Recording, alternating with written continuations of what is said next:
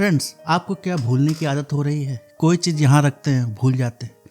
आपसे किसी ने कुछ भी कहा, आपको याद ही नहीं रहता है। आपको अगर शरीर में हर समय कमज़ोरी से महसूस करती है, शरीर भारी भारी सा लगता है, सर दर्द करता है, सारे ब्लड टेस्ट करा लिया, सब नॉर्मल है, तो फ्रेंड्स ये एंग्जाइटी डिसऑर्डर भी हो सकता है। Hello friends, welcome to my channel mental wellness by doctor Priyadarshi. मैं डॉक्टर प्रियदर्शी श्रीवास्तव, एक कंसल्टेंट न्यूरो साइकेट्रिस्ट, नवाबों के शहर लखनऊ में पिछले 8 साल से प्रैक्टिस कर रहा हूँ। आज मैं आपके सामने लाया हूँ एक नया वीडियो एंग्जाइटी डिसऑर्डर पे। आज के वीडियो में हम साइकोलॉजिकल और सोशल फैक्टर्स पढ़ेंगे जो एंग्जाइटी डिसऑर्डर कॉज कराते हैं। हम जानेंगे कि एंग्जाइटी जो हमारे शरीर का अडेप्टिव रिस्पॉन्स है, जो इनिशियली फियर के रूप में हमारे अंदर होता है, कैसे आज के मॉडर्न डे के स्ट्रेसेस और मनुष्य की इमेजिनेशन और फॉल्टी थिंकिंग से इन तीनों का मिक्सचर बन के एक विकराल बीमारी का रूप ले रही है। आज हम उस मैल अडेप्टिव थिंकिंग के जड़ पे जाएंगे जिसके कारण एंग्जाइटी डिसऑर्डर कॉज होता है। तो फ्रेंड्स, हम फिर से रिवाइज कर लेते हैं कि फियर और एंग्जाइटी में क्या डिफरेंस है। बेसिकली फियर एक इमोशन होता है हमारे अंदर जब हम प्रेजेंट में डेंजर को फेस करते हैं। तो जब हम वर्तमान में किसी खतरे का सामना करते हैं तो हमारे अंदर जो इमोशन जनरेट होता है वो फियर होता है, और ये इमोशन हमें प्रेरित करता है इस मुश्किल घड़ी से हटने के लिए या इसका सामना करने के लिए। एंग्जाइटी इसके उल्टे एक फ्यूचर माने भविष्य ओरिएंटेड रिस्पॉन्स है। ये उन लोगों में जनरेट हो जाता है जिन्हें लगता है कि ये दुनिया खतरनाक है, अनप्रेडिक्टेबल है, अनकंट्रोलेबल है, और वे बहुत जल्दी असहाय सा, निराश और हताश महसूस करते हैं जब भी कोई स्ट्रेस होता है। तो ऐसी सिचुएशन में हमारे अंदर एंग्जाइटी रिस्पॉन्स जनरेट हो जाता है। आइए फ्रेंड्स, एंग्जाइटी रिस्पॉन्स की फिजियोलॉजी पे हम लोग जाते हैं। पहला स्टेप होता है इसका परसेप्शन ऑफ थ्रेट, मतलब आप थ्रेट को परसीव कर रहे हैं, आप आइडेंटिफाई कर रहे हैं। दूसरा स्टेप होता है अप्रेजल ऑफ थ्रेट, मतलब आप खतरे को कितना ज़्यादा है उसका मैग्नीट्यूड आप पता लगा रहे हैं, खतरा कम है कि ज़्यादा है, और आपकी उस खतरे को झेलने की कैपेबिलिटी कितना है। तीसरा स्टेप है फिजियोलॉजिकल और इमोशनल रिस्पॉन्स, माने थ्रेट रिस्पॉन्स जब डेवलप हो रहा है तो आपके शरीर में कौन से भाव आ रहे हैं, आपके मन में कौन से इमोशंस आ रहे हैं। और चौथा बिहेवियरल रिस्पॉन्स, एक थ्रेट को परसीव करने के बाद आपने जो रिस्पॉन्स दिया, जो आपने बिहेवियर किया, आपने उसका सामना किया कि आप उससे हटे। तो ये 4 रिस्पॉन्सेज होते हैं जो हमारे फियर रिस्पॉन्स के कंपोनेंट्स हैं। आज हम इन्हीं के बारे में डिस्कशन करेंगे। तो फियर रिस्पॉन्स का पहला स्टेप है परसेप्शन ऑफ थ्रेट, मतलब आप थ्रेट को आइडेंटिफाई कर रहे हैं, देख रहे हैं। ये थ्रेट 3 प्रकार के हो सकते हैं। एक है एक्सटर्नल थ्रेट जो आपके शरीर के बाहर से कहीं से आ रहा हो, एक होता है आपका इंटरनल थ्रेट जो आपके मन से ओरिजिनेट कर रहा हो, और तीसरा होता है आपका कंडीशन थ्रेट। कंडीशन थ्रेट हम लोग फोबिया में पढ़ते हैं। तो एक्सटर्नल थ्रेट जैसे हो गया कि अगर आपकी तरफ कोई जर्मन शेफर्ड अटैक कर रहा है तो ये आपके ऊपर फिजिकल थ्रेट होगा, आप इसको एक्सटर्नल थ्रेट की तरह परसीव करेंगे। दूसरे तरह का एक्सटर्नल थ्रेट होता है इमोशनल थ्रेट। अगर आपका बॉस पब्लिकली आपको ह्यूमिलिएट कर दे, आपकी वाइफ के साथ लड़ाई हो जाए, तो ये आपके ऊपर एक इमोशनल थ्रेट होता है। और तीसरी तरह का एक्सटर्नल थ्रेट होता है फाइनेंशियल थ्रेट, कि जैसे आप बाइक चला रहे हैं और ट्रैफिक पुलिस को देखते ही बाइक अपने आप ही रुक जाए, या आपका शेयर मार्केट में आपका बहुत ज़्यादा नुकसान हो जाए। एंग्जाइटी रिस्पॉन्स में क्या होता है कि क्योंकि उनका एमिगडाला जो इमोशनल सिस्टम होता है वो हाईली सेंसिटाइज्ड होता है, तो वो लोग छोटी छोटी क्यू, छोटे छोटे इंडिकेशन से, छोटे छोटे इरेगुलरिटीज से थ्रेट रिस्पॉन्स जनरेट कर लेते हैं, और उनका थ्रेट रिस्पॉन्स नॉर्मल लोगों की तुलना में कई गुना अधिक होता है और कई ज़्यादा देर तक चलता है। फ्रेंड, एक्सटर्नल थ्रेट के बाद हम लोग इंटरनल थ्रेट पे आते हैं। इंटरनल थ्रेट वो थ्रेट है जो हमारे शरीर के अंदर से ओरिजिनेट करता है। ये हमारे शरीर के सेंसेशंस हो सकते हैं, हमारे मन के विचार हो सकते हैं। जो हाइपोकॉन्ड्रियासिस के पेशेंट हैं उन्हें लगता है कि उनके शरीर में अगर कुछ भी एबनॉर्मल सा फील हो तो ये कोई बहुत बड़ी बीमारी का संकेत तो नहीं है, तो वो शरीर के सेंसेशन से परेशान रहते हैं। तो सोमेटोफॉर्म पेन डिसऑर्डर के पेशेंट होते हैं, वो लोग पेन को हाइपर सेंसिटिव होते हैं। बॉडी में कहीं भी पेन होता है तो जितना नॉर्मल आदमी महसूस करता है वो उसका 4 से 5 गुना ज़्यादा महसूस करेंगे, और उन्हें डर लग जाता है कि उन्हें कोई भयंकर बीमारी तो नहीं है। तीसरे तरह का बॉडी का सेंसेशन है एंग्जाइटी का सेंसेशन, दिल की धड़कन बढ़ना, सांस फूलना। जो पैनिक डिसऑर्डर के पेशेंट होते हैं वो बड़े सेंसिटिव हो जाते हैं एंग्जाइटी सिम्टम्स को लेके। तो वो हल्का सा भी कहीं भी दिल की धड़कन बढ़ती है या एंग्जाइटी फील करते हैं तो उन्हें लगता है कि कहीं वो पागल तो नहीं हो जाएंगे, कहीं वो मर तो नहीं जाएंगे, उन्हें हार्ट अटैक तो नहीं हो जाएगा। चौथा सेंसेशन है बेसिकली मन के थॉट्स। जो ओसीडी के पेशेंट होते हैं, ऑब्सेसिव कंपल्सिव डिसऑर्डर के पेशेंट होते हैं, उनके दिमाग में इररिलेवेंट अनार्गल से विचार बार बार आते रहते हैं और वो उनको हमेशा परेशान करते रहते हैं। तो उन लोगों के लिए ये मन के विचार ही एक खतरे का काम करते हैं। तीसरे प्रकार का थ्रेट है जो हमारे माइंड द्वारा क्रिएट किया जाता है। असल में वो थ्रेट होता नहीं है पर हमारे माइंड ने उसे डेंजर से एसोसिएट कर दिया है। इसे हम कंडीशन थ्रेट कहते हैं।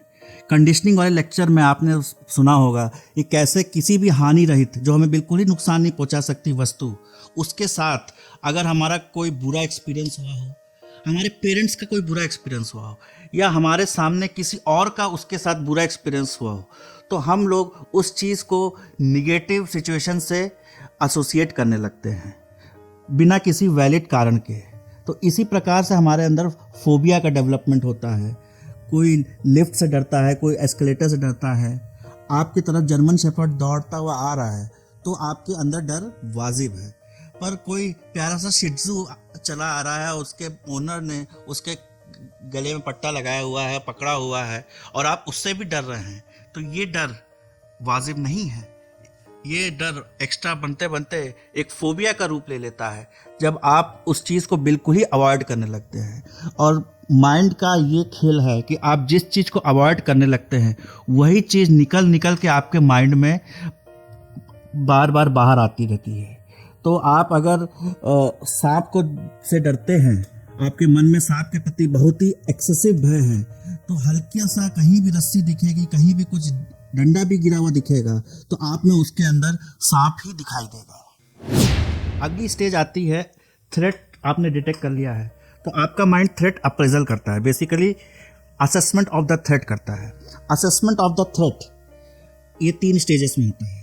फर्स्ट कि ये थ्रेट कितना खतरनाक है, थ्रेट एस्टिमेशन, थ्रेट वैल्यू। दूसरा, आपके अंदर कैपेबिलिटी है कि इस थ्रेट से आप लड़ पाएंगे, इसका सामना कर पाएंगे।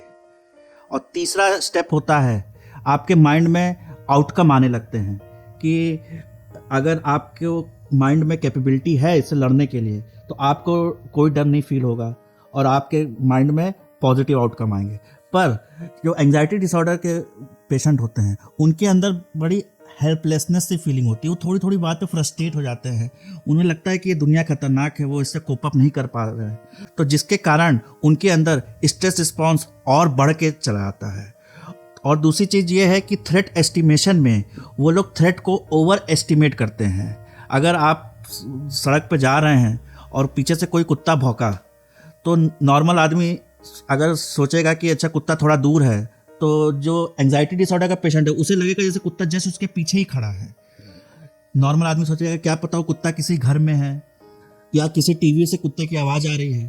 पर एंजाइटी डिसऑर्डर में आप ये सब जो सेफ्टी क्यूज होते हैं, जो ऑल्टरनेटिव एक्सप्लेनेशंस होते हैं किसी अकरेंस के, वो ऑल्टरनेटिव एक्सप्लेनेशंस हम नहीं दे पाते हैं। हमारा माइंड बिल्कुल थ्रेट की ओर घुस जाता है और हमारे अंदर इतनी एंजाइटी होती है कि हम थ्रेट को ओवर एस्टिमेट करते हैं, बिल्कुल थ्रेट के सिवा और किसी ऑल्टरनेटिव एक्सप्लेनेशन के बारे में सोच भी नहीं पाते हैं। क्या पता वो कुत्ता बंधा हो, अपने किसी घर में हो, अंदर से खिड़की से भौंक रहा हो, पर हम लोग उसे ओवर एस्टिमेट करते हैं। हम लोग जैसे सोचते हैं हमारे पीछे ही भागा चला आ रहा है और इसके साथ हमारे अंदर एक कैटास्ट्रॉफिक थिंकिंग हो जाती है कि कुत्ता की आवाज़ आ रही है तो वो हमें काट ही लेगा और उससे हमें रेबीज हो ही जाएगा और हम मर भी जाएंगे।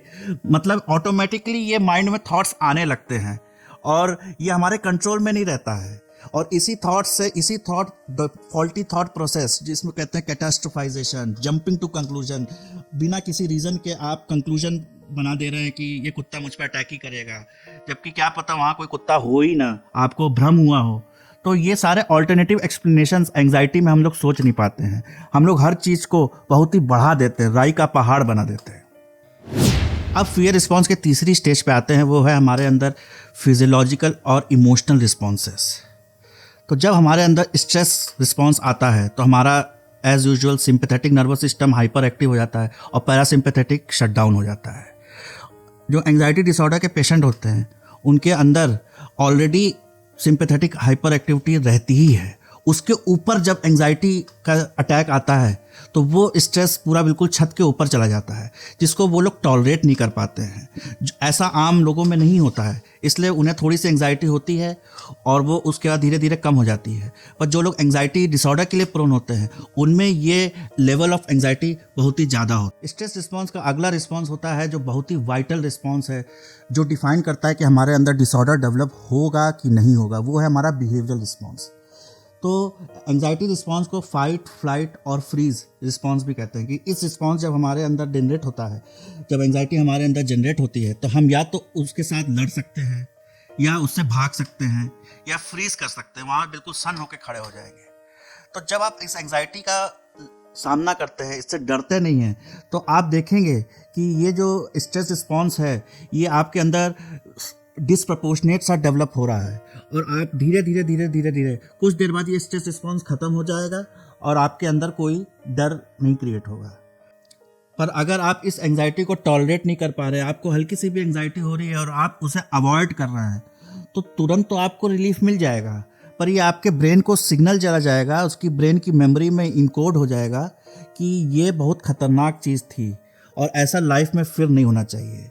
और ये हमारे हिप्पोकैम्पस जो हमारा मेमोरी सेंटर है उसके अंदर इस इवेंट की मेमोरी इनकोड हो जाएगी और हम लोग अगली बार क्या करेंगे कि हमारा माइंड हमेशा ऐसे ही किसी इवेंट को से मिलता जुलता कोई भी इवेंट अगर होगा तो हमारे स्ट्रेस रिस्पॉन्स ऑटोमेटिकली जनरेट हो जाएगा और हम लोग एज यूजुअल उसे अवॉइड कर देंगे। तो हम लोग जितना इस फीलिंग को अवॉइड करते चले जाते हैं उतना ही ये फीलिंग हमारे ऊपर हावी होती चली जाती है। इसी में एक बिहेवियर है safety assurance, safety seeking behaviour. Basically क्या होता है सेफ्टी सीकिंग बिहेवियर, जिन लोगों को जैसे एंग्जाइटी डिसऑर्डर होता है उनके मन में बुरे बुरे विचार आ रहे हैं, फियर ऑफ अनसर्टेनिटी है, तो वो इन विचारों से हैंडल करने के लिए क्या करते हैं कि लोगों से रीअश्योरेंस लेते हैं कि हाँ सब सही तो हो जाएगा, कुछ बुरा तो नहीं होगा हमारे साथ। वो ये सब बिहेवियर करते हैं ताकि उन्हें तुरंत रिलीफ मिल जाए। पर प्रॉब्लम ये होता है कि ये अपने आप में एक साइकिल, एंग्जाइटी साइकिल बना देता है जो रीइंफोर्स कर देता है उनकी जो फियर ऑफ अनसर्टेनिटी है, उस फियर को रीइंफोर्स कर देता है। जैसे ओसीडी के पेशेंट है, उन्हें जब गंदगी का डर लगता है तो वो सेफ्टी बिहेवियर में क्या करते हैं कि उस टेंशन को रिलैक्स पाने के लिए हाथ धोने लगते हैं, पर ये उन्हें बहुत ही चंद सेकंड्स के लिए रिलीफ देता है। उसके बाद फिर उनके मन में वो विचार और भी बढ़ के चला आता है और फिर उन विचारों को वो दबाने की कोशिश करते हैं, उन विचारों को अवॉइड करने की कोशिश करते हैं, जिसके कारण ये विचार बढ़ते ही चले जाते हैं। कुछ लोग नशे का भी इस्तेमाल करते हैं एंग्जाइटी से डील करने के लिए। बहुत से पेशेंट होते हैं सोशल एंग्जाइटी डिसऑर्डर के, जो ना लोगों से मिलने में एंग्जाइटी होती है तो वो लोग हल्का सा शराब पी के जाते हैं।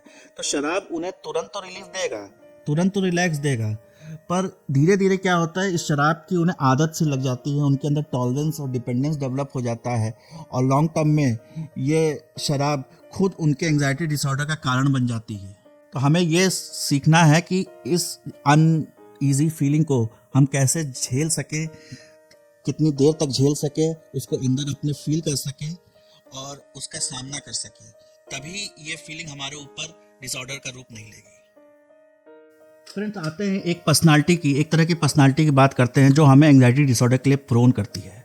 और अगर ये पर्सनालिटी आप लोगों में है तो आप में 40 से 60% तक चांसेस है एंग्जाइटी डिसऑर्डर डेवलप करने के लिए। इस पर्सनालिटी ट्रेट का नाम है न्यूरोटिसिज्म। न्यूरोटिसिज्म एक टाइप ऑफ थिंकिंग है कि ये दुनिया खतरनाक है, अनप्रेडिक्टेबल है, अनकंट्रोलेबल है। ये थिंकिंग हम लोग अपने पेरेंट्स से इनहेरिट भी करते हैं और उनको देख के भी सीखते हैं कि अगर हमारे पेरेंट्स बहुत एंग्शियस नेचर के हैं, वो ऐसा सोचते हैं कि दुनिया खतरनाक है, अनप्रेडिक्टेबल है, अनकंट्रोलेबल है, यहाँ कहीं भी कुछ भी हो सकता है, और उनके अंदर फिर अगर हल्की सी भी कोई चीज़ उनके हिसाब से ना हुई तो वो लोग फ्रस्ट्रेट हो जाते हैं, हेल्पलेस सा फील करने लगते हैं। तो हम लोग उन्हें देख के भी इम्बाइब कर सकते हैं। न्यूरोटिसिज्म के लोगों में लिम्बिक सिस्टम जो उनका बड़ा हाइपर एक्टिव होता है, वो लोग छोटी छोटी बात पे बहुत ही सेंसिटिव नेचर के होते हैं, इसलिए वो इंट्रोवर्ट होते हैं। वो कोई भी रिस्क लेने से डरते हैं क्योंकि उन्हें रिस्क जब लेना होता है तो उन्हें हमेशा खाली निगेटिव आउटकम ही उनके दिमाग में आता है। तो न्यूरोटिसिज्म हमारे अंदर हम इनहेरिट भी करते हैं। दूसरा, अगर हमारे फैमिली में अच्छे रिलेशंस नहीं हैं या हम स्कूल पे हमारे ऊपर इमोशनल फिजिकल अब्यूज़ किया जा रहा है, रैगिंग की जा रही है या क्रोनिक सेक्सुअल अब्यूज़ किसी का किया जा रहा है, तब उसके अंदर एक हेल्पलेसनेस सी जनरेट हो जाती है और तब भी ये पर्सनालिटी डेवलप करी जा सकती है। आजकल सोशल मीडिया भी एक इम्पॉर्टेंट कारण हो गया एंजाइटी डिसऑर्डर डेवलप करने के लिए, क्योंकि दुनिया भर में जितनी भी निगेटिव खबरें हैं वो हमें पता चल जा रही हैं, और जब ये निगेटिव खबरें हमें पता चल जा रही हैं तब हमें अनसेफ सा फील हो रहा है। भले ही वो चीज़ हमसे 1000 किलोमीटर दूर हो रही है, पर क्योंकि मीडिया में निगेटिव खबरों को ज़्यादा कवरेज मिलता है, लोग ज़्यादा उस पर ध्यान से देखते हैं। सावधान इंडिया लोग बड़े ध्यान से देखते हैं, CID देखते हैं, क्राइम चैनल्स आजकल इतने ज़्यादा आ गए हैं और न्यूज़ में 80% निगेटिव खबरें ही रहती हैं। तो ये हमारे अंदर ये फीलिंग लाती है कि दुनिया खतरनाक है। ऑल्दो हमारे देश की आबादी 130 करोड़ है, उसमें से अगर एक मर्डर हो जाए तो आपके कॉलोनी में मर्डर होने के चांसेस कितने क्या हो सकते हैं आप सोच सकते हैं, पर वो उसको सुबह से लेकर शाम तक अगर आप टीवी पर देखेंगे तो आप भी अनसेफ फील करने लगेंगे। तो हमें सोशल मीडिया को भी बिल्कुल उतना ज़्यादा यूज़ नहीं करना है।